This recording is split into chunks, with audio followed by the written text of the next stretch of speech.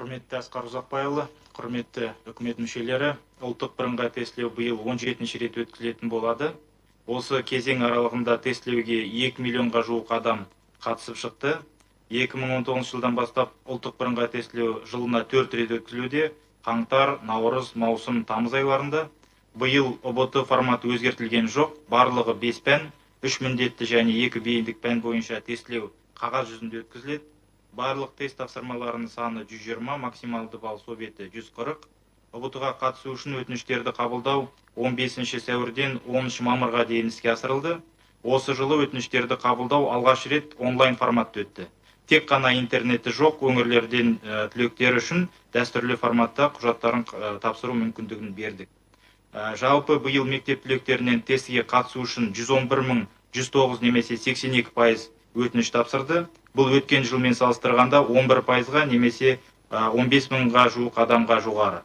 Сондай-ақ алдындағы жылдарда мектеп бітірген түлектерді қосқанда барлығы биылғы жылы 131.755 адам тест тапсыратын болады. ұбт бекітілген мерзімде, яғни 20 маусымнан 5 шілдеге дейін 15 лекпен санитарлық талаптарды қатаң түрде сақтау арқылы 161 ұбт пунктінде өткізіледі.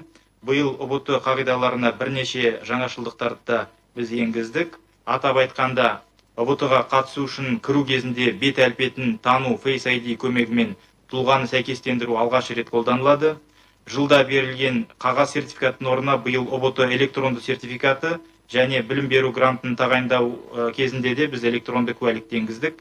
SAT, AST және де IB сияқты халықаралық тесттердің балдарын ұбт ұпайына аудару шкаласын енгіздік. Сондықтан көрсетілген сертификаттар бар тұлғалар ұбт тапсырудан босатылып, және білім беру грантын тағайындау конкурсына осы ауысқан балдармен қатыса алады. Академиялық кезең аяқталғанға дейін қабылданған ұбт шекті балын жинамаған тұлғалар енді жыл бойы ұбт тапсыру мүмкіндігіне ие.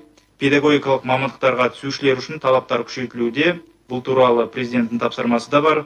Мәселен, педагог болу үшін шекті балын алдыңғы жылы 50-ден 60-қа көтерсек, биыл оны 70 балға дейін көтеріп отырмыз. Талапкерлерден тыйым салынған заттар табылған жағдайда немесе бейне жазбасын сараптамасын қарау кезінде анықталған болса, онда ұбт нәтижесі сондай-ақ білім беру гранты жойылады. Бұған қоса тағы да жаңашылықтар бар. Тестіленушілерге тапсыру орындарына қарапайым калькулятор берілетін болады, және тестілеу уақыты 3 сағат 50 минуттан 4 сағатқа дейін ұзартылды.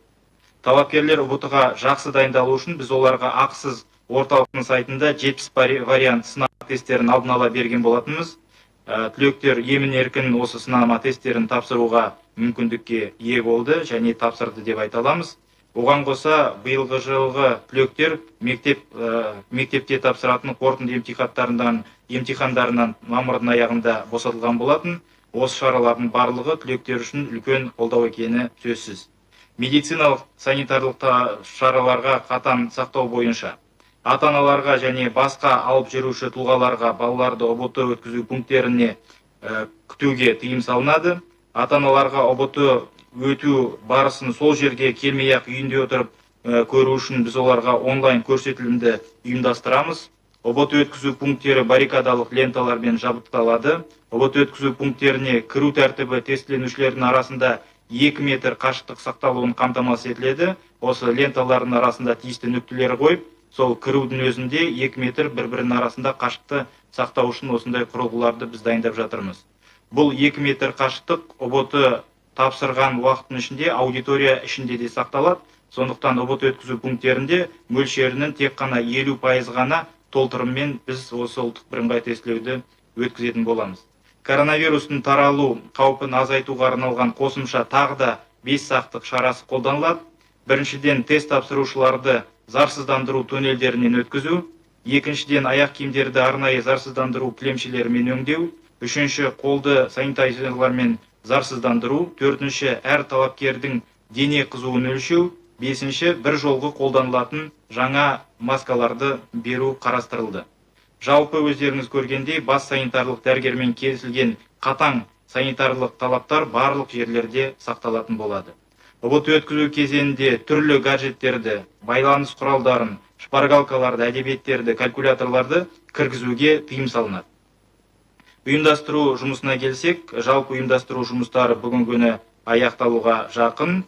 Тестілеу материалдары 100% басылып шығарылды. Барлық аудиториялар тиісті құрылғылармен 100% жабдықталды. ұбт өткізу пункттеріне бейне көрсетілім бар мониторларда орнатылып бітті.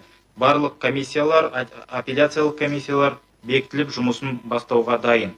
ұбт өткізу үшін барлық құзырлы органдардың жауапкершілігі бойынша премьер-министрдің орынбасары Ералы Лұқпанұлының деңгейінде тиісті міндеттер бекітіліп жеткізілді. Біріншіден, ішкі істер министрлігіне қатысты бұл әрине де қауіпсіздік шараларын қамтамасыз ету. Екіншіден, жергілікті атқарушы органдар бойынша барлық ұбт өткізу пункттерін баррикадалық ленталармен, зарсыздандыру туннельдермен, тепловизорлармен, санитайзерлермен, зарсыздандыру кілемшілермен, респираторлық маскалармен қамсыздандыру және қамтамасыз етілу қазір осы міндет қойылып отыр. Құрметті Асқар Ұзақбайұлы, жалпы ұбт өткізуге арналған дайындық жұмыстарын жүргізу жалғастырылуда.